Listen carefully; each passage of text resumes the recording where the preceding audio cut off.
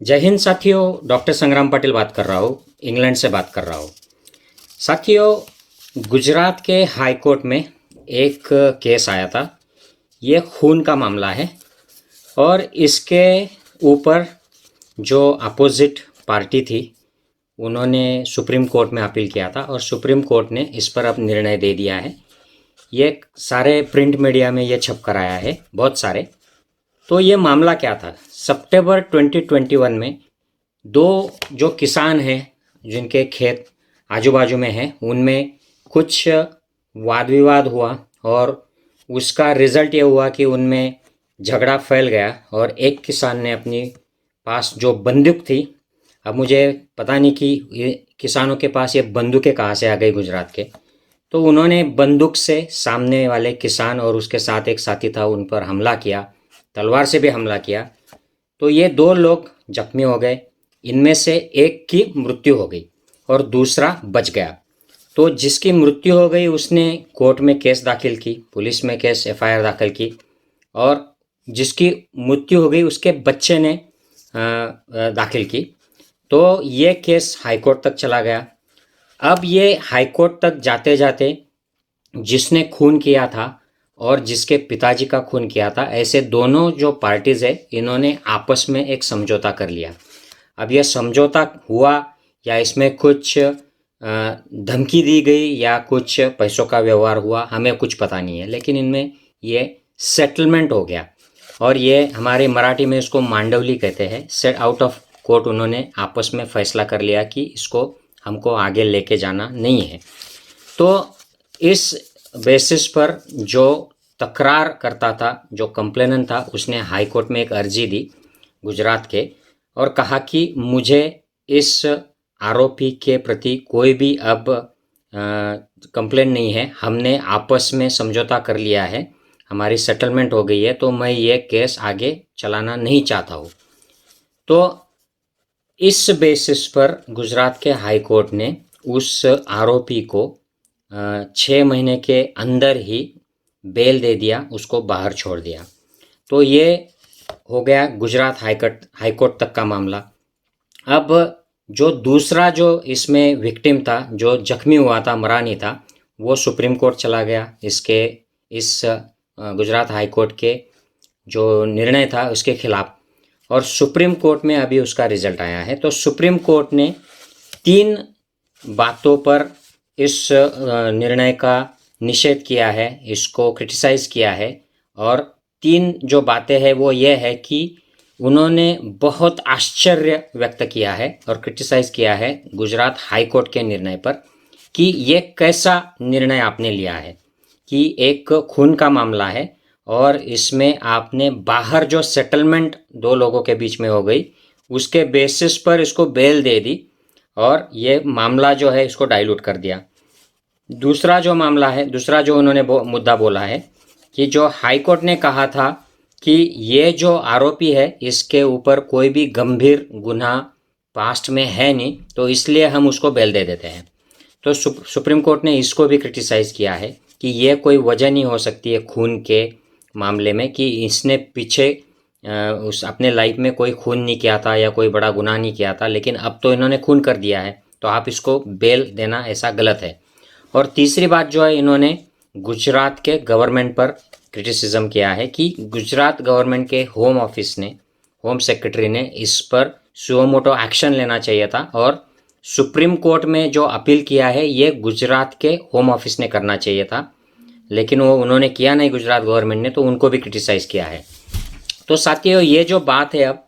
इसमें सबसे बड़ी जो बात है, ये न्याय व्यवस्था के जो लोग हैं, वकील है या न्यायाधीश है या लॉ के स्टूडेंट्स है, इन सबको ये जो केस हुआ है गुजरात हाई कोर्ट का, ये बहुत चौंकाने वाला है। इनको सबको कंफ्यूज कर दिया है ये केस ने,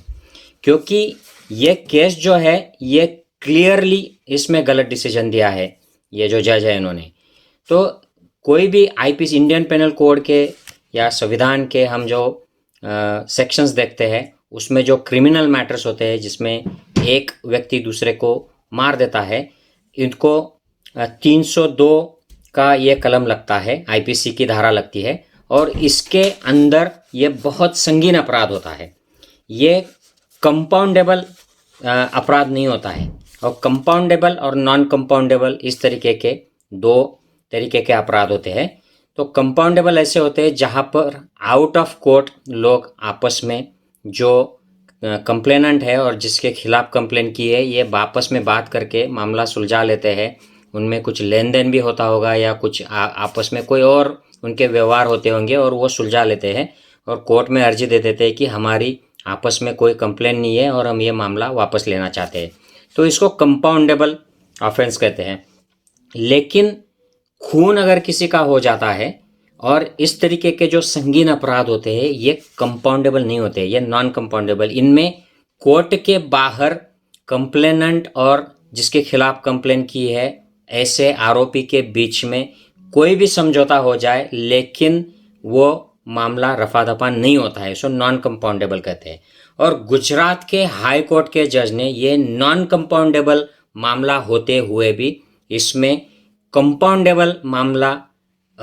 इसको कन्वर्ट कर दिया और इसको बेल दे दी और मामला इसको डाइल्यूट करने की कोशिश कर दी। तो ये गुजरात हाई कोर्ट के जज ने किया है। ये कोई मामूली जो तालुका का या सेशन का या मैजिस्ट्रेट जज नहीं है, ये हाई कोर्ट का गुजरात का जज है। और अगर ये केस आगे नहीं चलता तो इसी मामले का, इसी केस का हवाला देकर, रेफरेंस देकर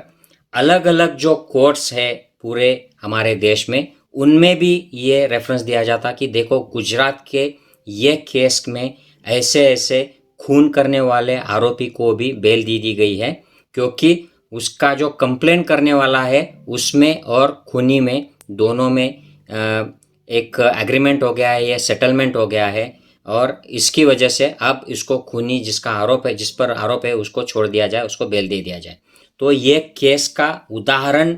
सारे जगह पे चलता और उस बेसिस पर वहाँ के कोर्ट्स को भी इसका संज्ञान लेना पड़ता। लेकिन सुप्रीम कोर्ट ने उसको पलट दिया है और सुप्रीम कोर्ट ने क्रिटिसाइज़ किया है गुजरात हाई कोर्ट के इस न्यायाधीश के जजमेंट को और उन्होंने जो आरोपी है उसको सरेंडर करने को बोला है और होम सेक्रेटरी गुजरात को इसकी कॉपी भेजकर उसको इस विषय में प्रोएक्टिव स्टेप्स लेने के आदेश दिया है। तो साथियों, ये पहला मामला नहीं है गुजरात हाई कोर्ट का। अभी राहुल गांधी के केस में भी जो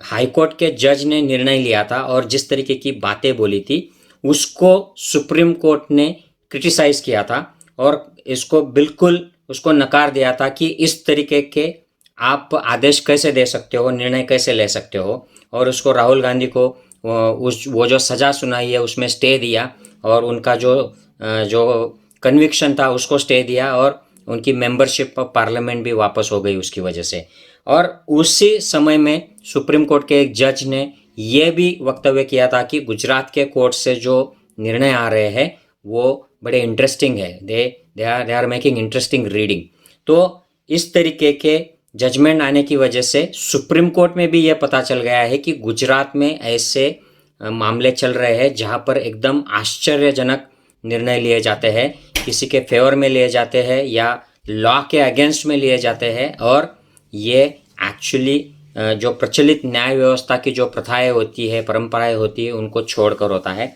ऐसा ही एक मामला आईपीएस संजीव भट्ट का अटका हुआ है, जिनको 4 साल से ऊपर के कोर्ट में अपील करने की परमिशन भी गुजरात के न्यायालयों में नहीं मिल रही है और वो 4 साल से बेवजह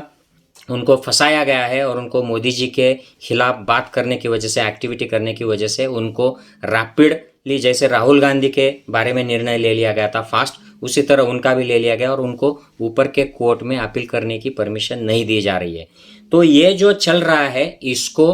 बड़े डीपली इन्वेस्टिगेट करने की ज़रूरत है। और ख़ास करके ये जो अब गुजरात हाई कोर्ट का जो मामला आ गया जिसमें आउट ऑफ कोर्ट सेटलमेंट के लिए उन्होंने एग्री कर लिया, उसको सपोर्ट कर दिया और बेल दे दी। इस मामले में जो सरकारी वकील है वहाँ के, जो न्यायाधीश है जिन्होंने ये निर्णय लिया है और जो भी संबंधित गुजरात सरकार के होम ऑफिस के ऑफिसर्स है, उनको सबको इन्वेस्टिगेट करना चाहिए, क्योंकि ये बड़ा कंफ्यूज करने वाला, संविधान के खिलाफ, संविधान के जो धाराएं हैं उनके खिलाफ ये निर्णय अगर हाई कोर्ट का जज ले लेता है